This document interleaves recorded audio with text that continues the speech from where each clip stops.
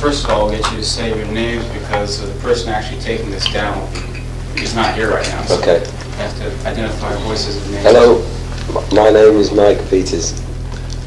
This is my voice. My name is Eddie Macdonald. And this is the sound of Sharp. Lemon Twist. じゃあいいかな。じゃあコンサートの話からしたいんですが、僕が見たのは一昨日の東京の初日だったんですけれども、ちょっと、調子が悪かったみたいで、ライブを聴いて非常にコンサートはもうとってもいいというのが分かってて、僕も一回見てるんで、大変良かったんだけども、一昨日に関してはちょっと調子悪かったみたいなんだけど、それはなんか事情があったんですか？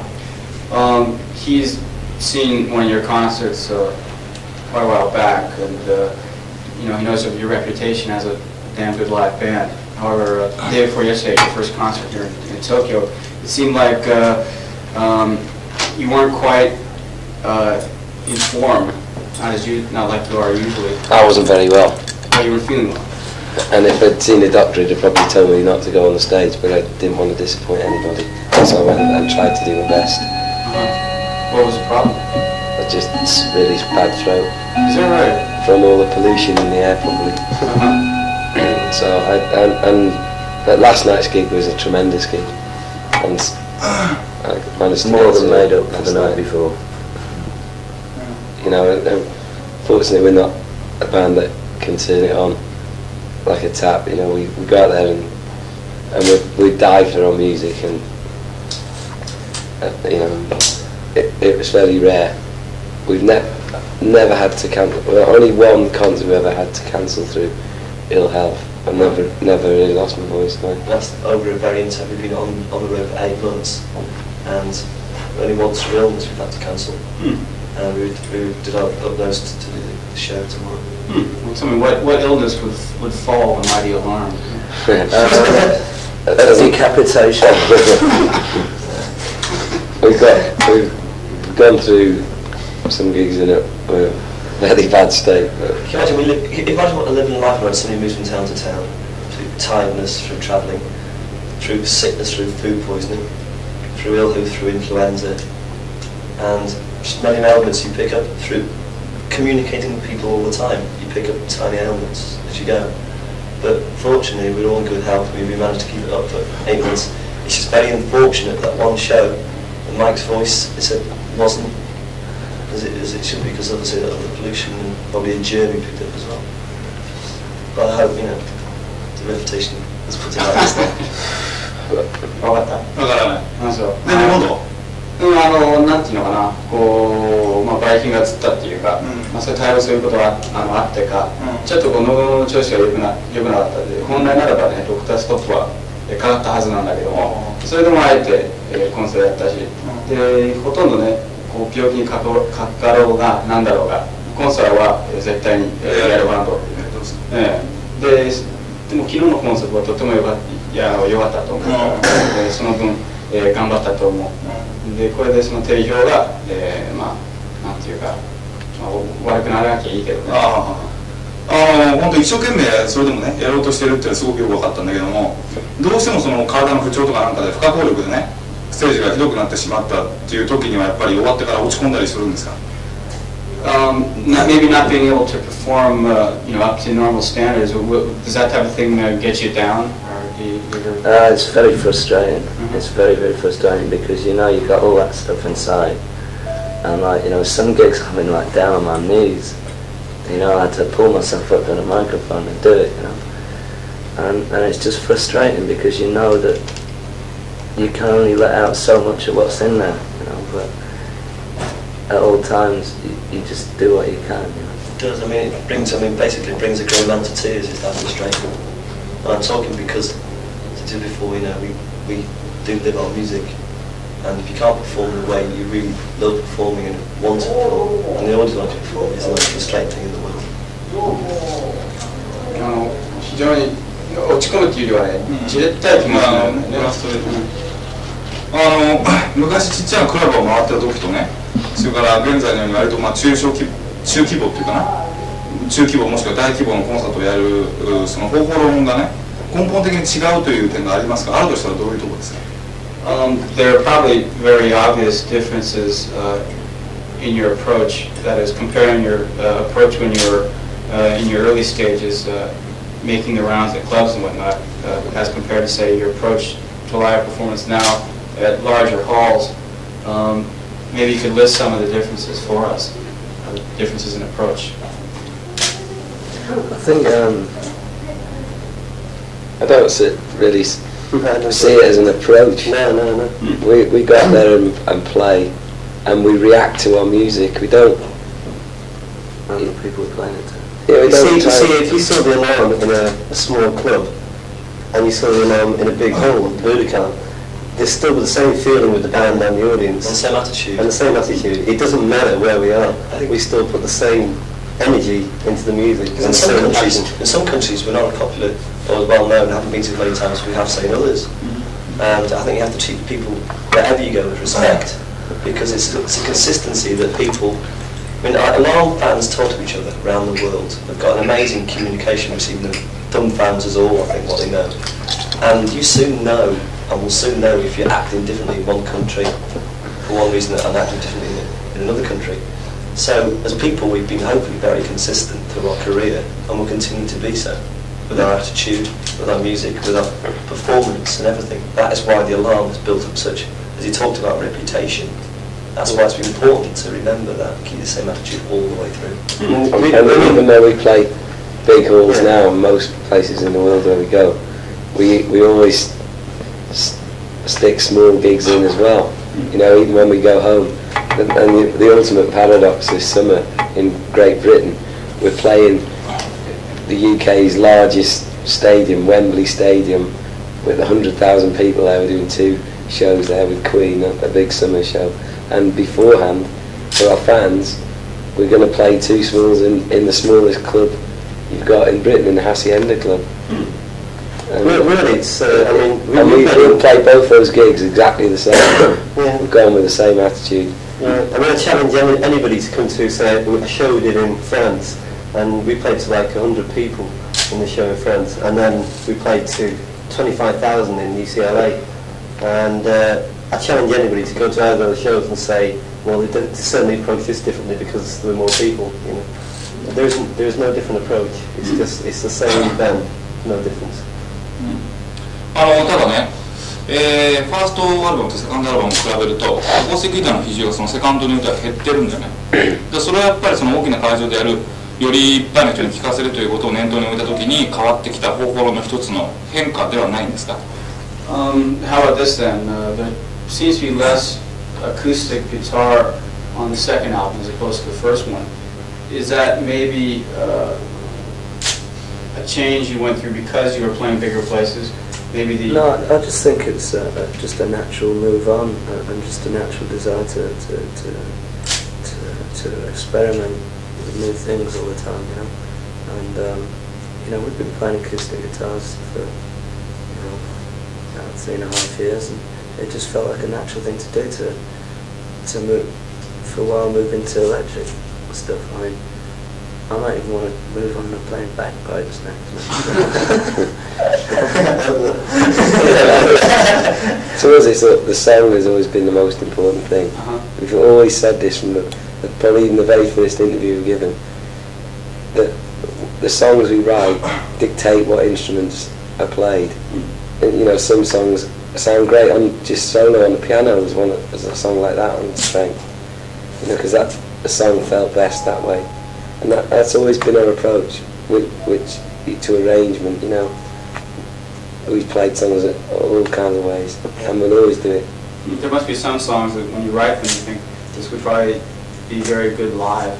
I mean, it's not like every song you write is going to be necessarily performed live, right? Well, one thing that we do is we never write songs that we ain't going to perform. Every song that's ever been written has been played live. Yeah, one stage on there, that's very true. Every single song. And we don't write songs for studios, or we write songs for... Yeah, you see, like, it's like going back to your earlier questions about approach to gigs and that.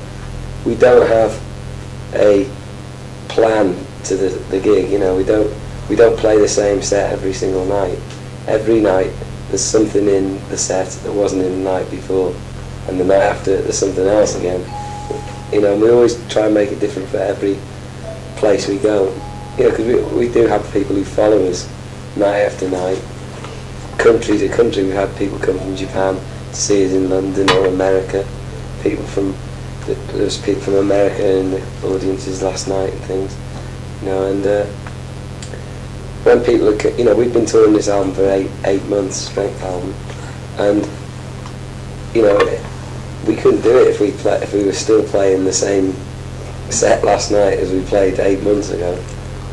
You know, then you start going through the motions and stuff like that. So we always put things in it to keep it exciting and always keep it moving and fresh. So we're not just going through it, but we're reacting to the music. 変化の理由って言った？言ったっていうかね、非常になんていうか漠然とした理由、要するにまあいろんな特にこう手をねこう出したくなるんだけども、たまたまそれはまあエレクトリックサウンドだったっていうで、まあ次は何をするかわかんないし、それはじゃあアコースティックだからでっかいところで通用しないっていうんでやったんではないと。それは全くないっていうんだよね。要するにその代償には合わせないっていうかね。何人が見ようが、まあ、それは関係ない。方法論は絶対に変わらない。なるほどね。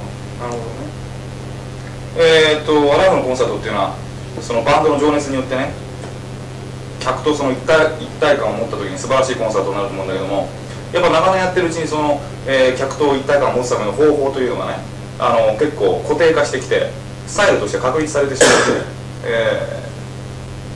固定化するという時にだんだんそのなんていうかな、商業的な普通のコンサートになってしまうんではないかという、そういう恐れも感じてしまうところがあるんですが、そうならないために、なんかバンドの心構えみたいなの持ってますか？The type of concert you perform sort of establishes a feeling of unity between the band and the audience. That's his assumption there, and he says that that's fine, but after a while it can become rather cliched in that it becomes sort of a caricature of itself. Has that ever struck you as a possible problem? People can get cynical about anything. The prospect of truth being a cliche, and honesty being a cliche, is particularly abhorring to me. We could do with a bit more unity in this world. And if that means a world full of cliches, then that's what you're going to have. That's where. I enjoy it. I enjoy our concerts every single night, and there's people who love the feeling they get from our concerts, and that's enough for me. It's harder to be optimistic. It's very easy to be cynical. I mean, it's harder to be optimistic all the time. People do tend to get very pessimistic and cynical. And ask him if he'd rather go and see a concert where he didn't get any feeling from it whatsoever. Oh no, well I know what you mean, but I think you're maybe misunderstanding. He didn't say it would become a cliche. He said there's a possibility of that happening. Right. And if there's any way of preventing it, how would you go about it? Well, there's absolutely no possibility. Originality, pure originality. You think? That's absolutely no prospect. Be original, be forward-looking, and be experimental. That's where the Alarm started. I mean, we started using our songs in an acoustic bass, which wasn't happening around the time then. So we became sort of a leader of what people tried to follow as a trend. But we've moved on after our instrumentation for our songwriting, and that's the way to stop cliches: is make new goals and make new experiments. And by the next album, which we'll go again and try new ideas out again, which stops the whole thing getting very stagnant. Like live performances can only progress when you introduce lots of new elements into them, and that's what we'll continue to do as we grow older, we grow more wiser, and put all that in together, and then you've got a show which continues to move forward. Did you want to add anything else? まあなんていうか、その意見が分裂したっていうか、決してそういうことにはならないと思う。固定化するようなことはもう絶対にないっていう。でこっち、まあ、みんな大体それで意見が一致したんだけども、それにこう付け加えたんだけども、まあ、常にこう前向きで、で前向きな姿勢で、やってて、しかもこう実験的なことを中心にね、やっていけばそういうことはまずないだろう。それ例えばそのコンサートであらかじめ曲目標をみんな配られたりするけれどもね、アンコールの段階になったらそれを全くやらない、あるいはもう予想外にドドドっていっぱいやってしまうとか、そういうことなんですか？そういうことも含めてってことかな。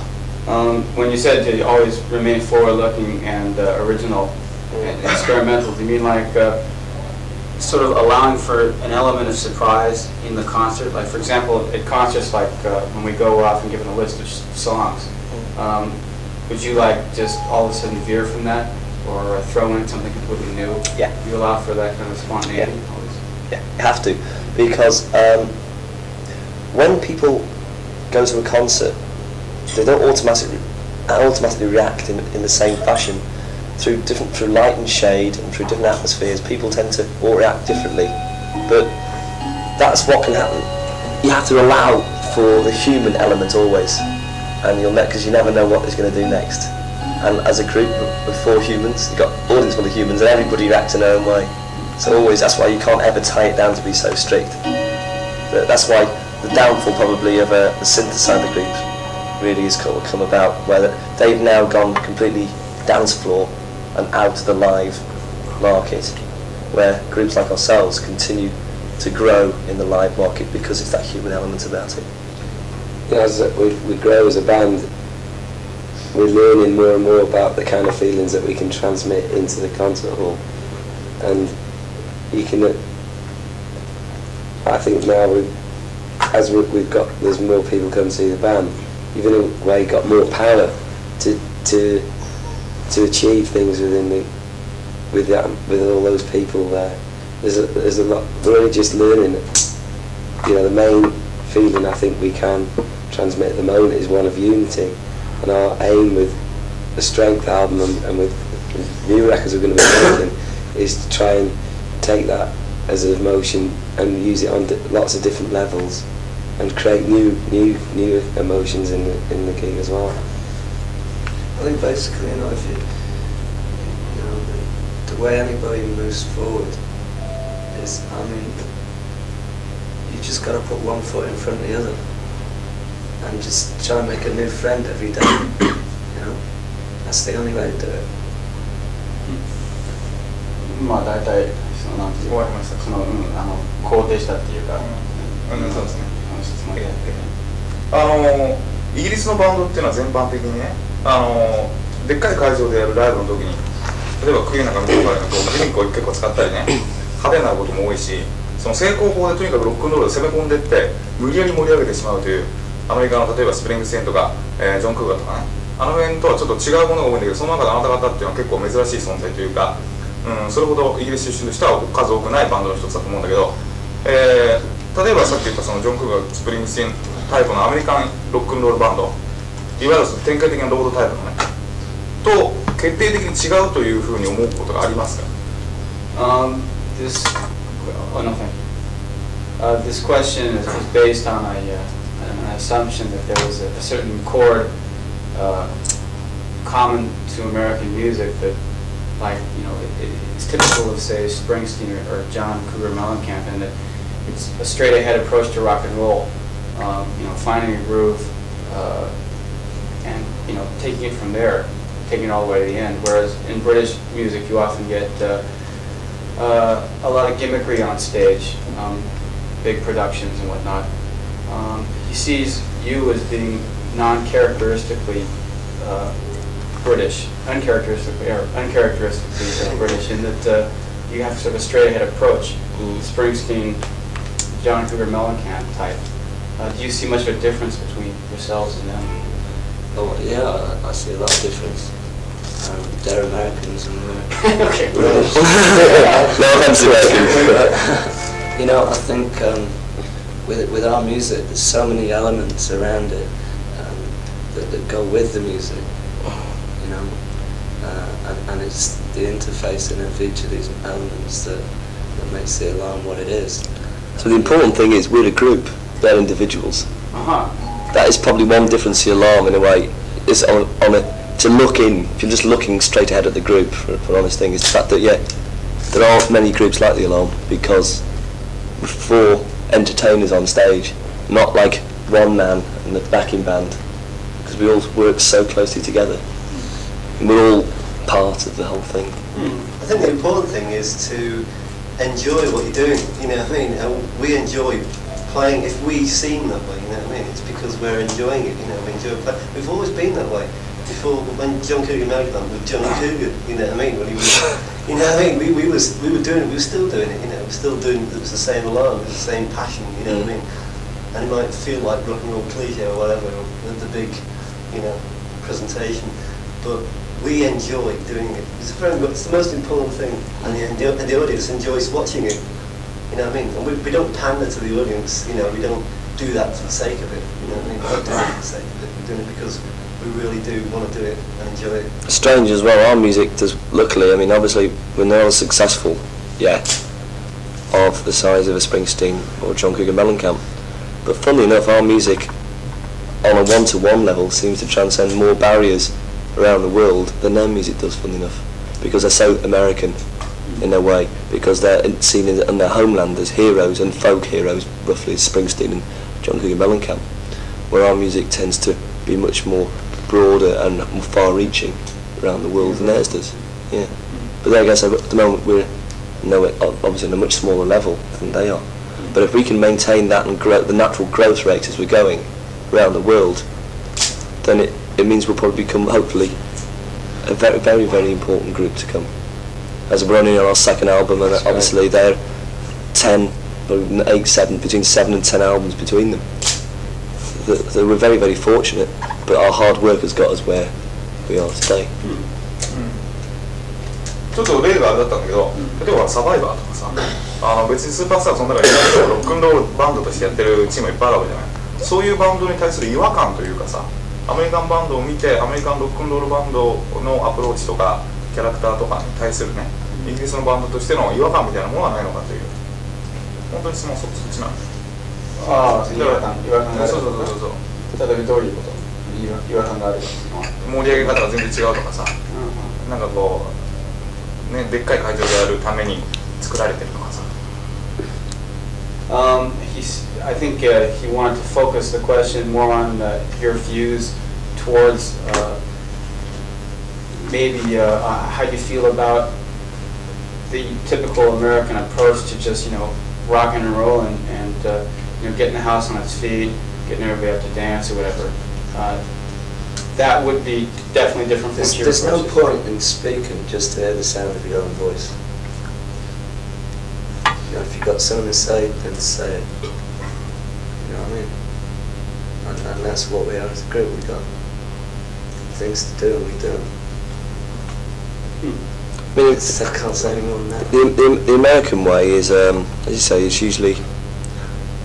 It's strange. It's strange. American people dance differently for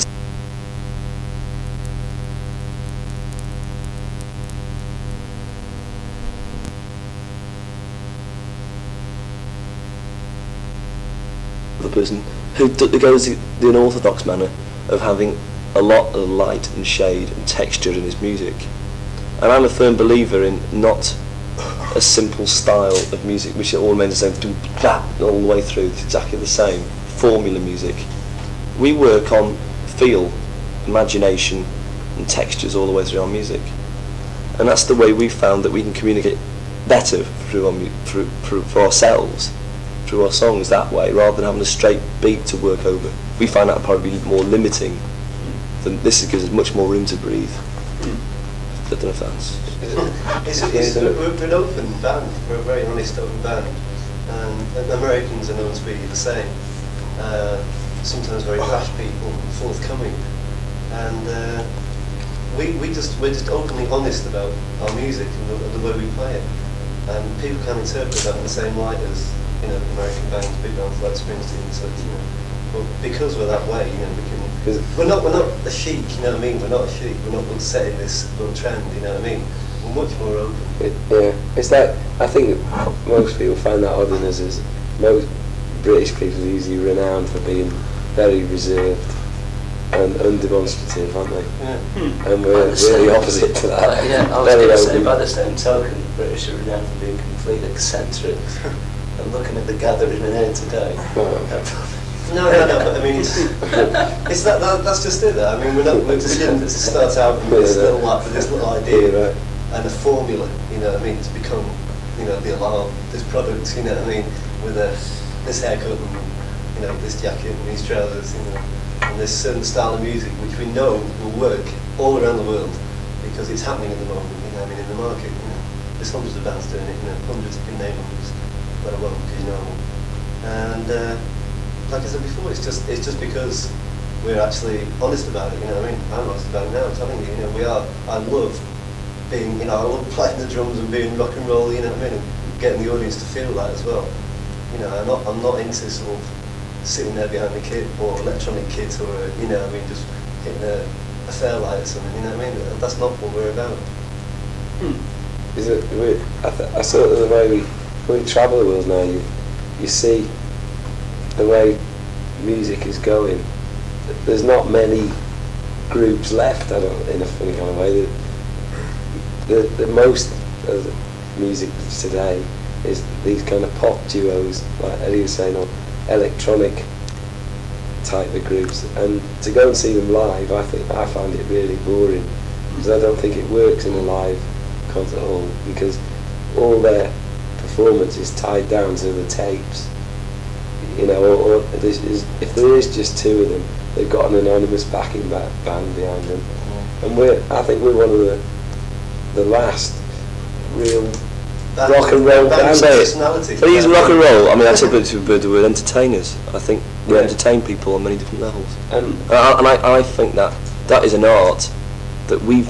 I mean, it doesn't come easy to anybody. You know what I mean? It's just something you work. If you enjoy entertaining people, you enjoy getting reactions out of people, whether it be sportsmen, whether it be athletes, whether it be musicians, and I like keeping entertainment alive. And our music is the main thing that brings people to concerts, and then we also can give them something else at the live entertainment that people really crave for. I think since we dying out. And we learned, or didn't even learn really. We went out and we wanted to be in a band. You know, we like millions of people. We got I don't know why, but we saw a band on TV. Don't know who it was, any band. We thought, wow, I want to be in a band. And we went out and we all got guitars and we met each other through that. And we just enjoyed being together, and we went out and we played all these little clubs, and it just got bigger and bigger and bigger.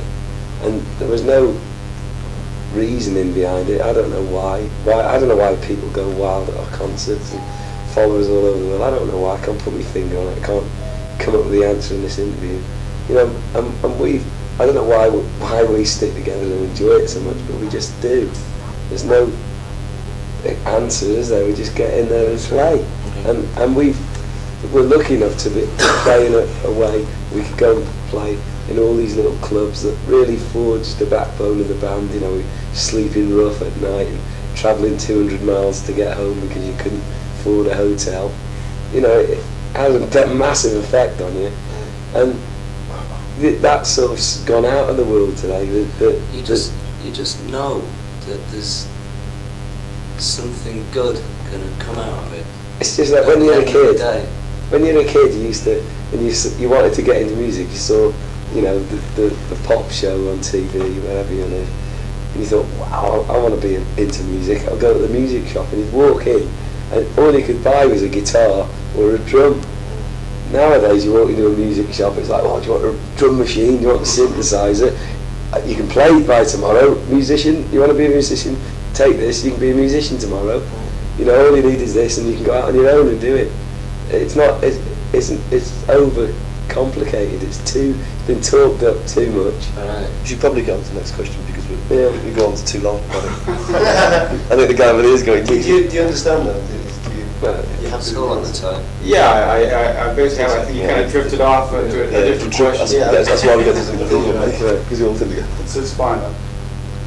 どっち行ったの今なんていうのかな、結局話がねこうずれてしまうとしまって、それで我々はなぜ音楽をやるかっていうことにね、そこまで展開してしまったんで、ね、面白かった。まあまあ、もう言い尽くしてるんでしょうね、そういうところアラムにとってバンドの、ね、メンバーのメンタル感っていうのはどの程度重要なんでございましょう。だから、例えば、ソーンズみたいなバンドとかさ、結構バラバラであっても、でステージに立ったりそのレコーディングする。何みたいなバンド？ストーンズ。ステージに立ったりそのレコーディングするってことになれば、それなりのその個性のせめぎ合いっていうの、それによってこういい音楽を作れたりするけども、アラムがいい音楽を作る上ではそういうバンド全体感っていうのは重要なんだろうか。How important is solidarity to the band? Like you cited the Rolling Stones saying that they're never together except when they go into the studio or perform on stage. But then again, that brings about decent results. I think a balance. You have to have balance. If you get too much of one thing, if we were stuck in the same room together for all the time, we probably all go mad. But there again, if we were apart from each other for too long, we all go mad. True. It's a balance, and solidarity or whatever. There's solidarity in balance. Yeah. Okay. How often are you together? I mean, I would imagine last 8 months. Every single minute, every single day. I would imagine that should pretty much do it after you come off in 9 months. As you say, you talk about different levels again. It's like on tour, obviously, it's more biased towards each other. When we go home, obviously, we're biased towards our families and friends. Because you have to have the break between the two. You have to get the home, you have to work, get ideas together, and you come together again and work very hard. So that's how it works out, really. Originally we all used to live in the same flat, but even so, you find your own little space for your own thoughts and your own feelings. You have to do that. Every human needs that. You have to have your own little bit of space to be yourself. It sort of takes care of itself without us even really thinking about it, doesn't it? But at the same point, without one of us being present, you would not have the alarm. Even if it's just one person missing, you wouldn't have the alarm. It just wouldn't be the same. And so for that reason, it's very, very important. Solidarity. だいたい答えても一緒にいる時間はもうだってこのツアーだけでもね8ヶ月で8ヶ月やってきてるからもうほとんど毎日顔合わせてると、必然的に連帯感は生まれてるとそういうのから生まれてくるから、だけどなんていうのか基本的にそのバランスが重要、っていうのはねずっと一緒にいれば、気が狂う、しかしずっと話してれば、気が狂ってしまって、そのバランスの取り方が重要なのだ。例えば一人メンバーが抜けたとしたらそれはもうそれはアラームじゃないって今言ったそうまさにそういう言葉。なるほどね。ちょっと変な質問かもしれないけど、今までそのレコードビジネスに接してきてね、強い挫折感とか失望感を味わったことはありますか？Kind of a odd question, but having dealing with music business, record companies in particular, have you ever felt any great sense of disappointment or despair? Yeah, I think every artist always does. But there again, one artist can say, "I hate you, go away." At the end of the day, you need to work to be unified. If you ever want to achieve anything or build, you have to work as a unit. From the record company to the manager to the artists themselves, you all have to work in unison to achieve something. Otherwise, you fight a losing battle. You can be a little more specific as to how. No, I don't talk about the business of the drop of a hat. I mean, this in particular, like say by artistic control or how. That's it. I mean, every artist, what we craved for artistic control, it also puts an element of responsibility on the artist. And always, you can't be around 24 hours a day. So you have to build up a trust with the company and other people who work for you. And that's why you have to be unified to achieve things. And all the time you learn. The learning process is happening every moment of every day. And that continues to go probably to the end of your career. Of course, Columbia has the best reputation for granting artistic control, so I would imagine I think Well, we're not signed directly to the Columbia Broadcasting Service. But we're signed to a label called IRS. Oh, that's right, yeah. Which is distributed by Columbia. That's right. We've been lucky there because a lot of the times you come into a big company, like not so much like this, but in America you go through MCN, and there we went to the record company of MCA once, and you walk in and it's like a line of desks. It's like you know the end of Raiders of the Lost Ark, when they put the Ark in that massive warehouse and there's millions and millions of boxes exactly the same. It's like walking in there, there's just thousands of desks, and it's frightening to walk in there and thinking, bloody hell, what do I need all this for? To sell this record that I've just written in the room. So what we do is we have IRS to represent us in there, so that we can put our feelings about what we're doing across to them, and they then go and deal with those. It can be disheartening to do that. But the thing about an artist, a record company can only sell what you give them. If you don't give them a good record, they can, for love no money, they can't sell it. If you give them a wrong face that doesn't go with the product, they still got the same problem. It is the artist at the end of the day who can never blame anyone except himself if it doesn't work really. Because if you've got it right, then as IRS approved it, they signed a group recently called Doctor and the Medics, and no one thought that outside the business would sell. And funnily enough, the public liked what they saw and what they heard. And to everyone's surprise, the record went to #1 on the charts. There's no reason for it. The fact that it was the right product at the right time, right music, and it sold. So I think it's up to the artist always to be in control of his own destiny, really. いろいろレコード会社と何かあるというお話。という話、そのレコード会社との接し方、疑問、いろいろと。あなた方のインタビューっていうのは実は私は初期からずっと読んでおりまして、それで昔のインタビューというのはね、もっと直接だったんだけども、最近のインタビューは結構その、慎重に答えてるという気がすごくするわけで、それなりに警戒心を持ってしまったなという気もするんだけれども、やっぱアラームというのは基本的にそういうふうに、メディアプレス関係に誤解される可能性が高いバンドなんでしょうか。He's followed you guys pretty closely from your inception. Always reads the interviews and whatnot, and he's noticed that you seem to be a little more cautious. Yes, he's right. Ask him a question, but is that surprising? その警戒心が強くなったってことはやっぱり驚くべきことだろう。まあよくあるパターンだけれども、昔の方がだからもっと正直にバンバン言ってたっていう気がするわけ。Well, he says it's pretty much par for the course. It's just that you seem to be a lot more candid, a little more frank, maybe. We've had a few wisdom teeth put in. Maybe you could be a little more specific. I just think that when we were first starting out, most of the interviews were about where we came from and the history of the band, and that is a subject you can be very open on. But then, when people know all the history of the band, they start getting personal, asking deeper questions, and you have to take more time and be a lot more thoughtful about what you're saying, because you're not just telling a story anymore, but by the questions that sometimes the interviewers ask, they really make you think about yourself, and they may spot things in you that you didn't know was there, and so you just have to be a bit more careful, because you really have to think what you're going to say. You gotten burned at all? Pardon? Have you gotten burned at all? It's misquoted a lot, yeah. Oh, you do? Probably due to Mistake, yeah, because it's our own fault, because we never sort of, like, you spend so much time thinking about your music and your effort you put into that, and then people ask you questions that sometimes that you feel you should answer on the interview time, but you go away thinking, why did I try and answer it, when really the music was it anyway. Yeah, exactly. I mean, it's a case of, the music at the end of the day is the most important thing. That is what everybody discusses, really.